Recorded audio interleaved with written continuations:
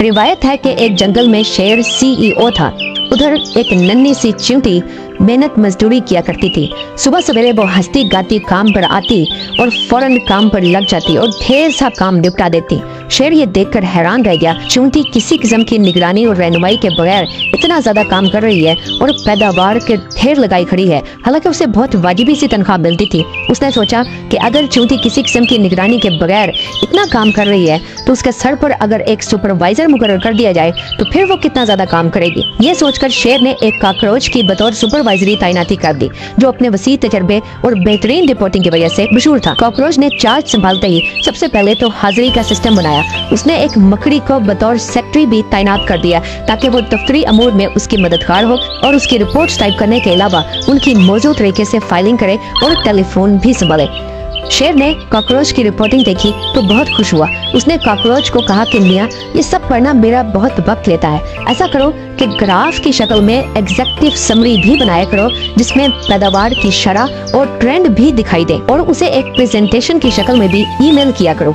मैं ये प्रेजेंटेशन जंगल के बोर्ड की मीटिंग में पेश करूंगा ताकि डायरेक्टरों को भी इल्म हो कि जंगल बहुत ज्यादा तरक्की कर रहा है। कॉकरोच को ये सब कुछ करने के लिए एक कंप्यूटर और लेजर प्रिंटर खरीदना पड़ा और उसने एक मक्खी को बतौर IT एक्सपर्ट नौकरी दे दी जो उन्हें संभाले और प्रेजेंटेशन बनाए। दूसरी तरफ चींटी हाजिरियां लगा कर कॉकरोच को रिपोर्टें दे देकर और मक्खी को प्रेजेंटेशन के लिए मवाद फराहम कर करके अपनी जान से बेजार होने लगी। उसका ज्यादा वक्त अब काम की बजाय मीटिंगों में सर्फ होता।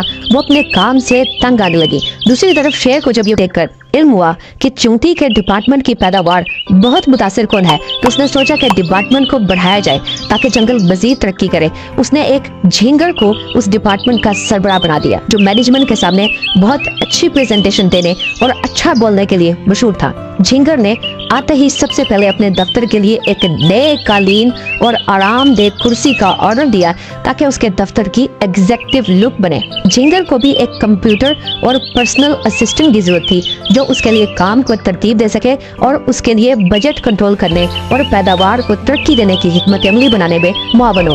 उसने अपने पुराने ऑफिस से एक लेडी बग का तबादला अपने उस दफ्तर में करवा लिया। चींटी का डिपार्टमेंट अब एक अफसरदा जगह थी जहाँ कोई नहीं हंसता मुस्कुराता था और सब मामूली बात पर आपस में एक दूसरे से झगड़ने लगते थे।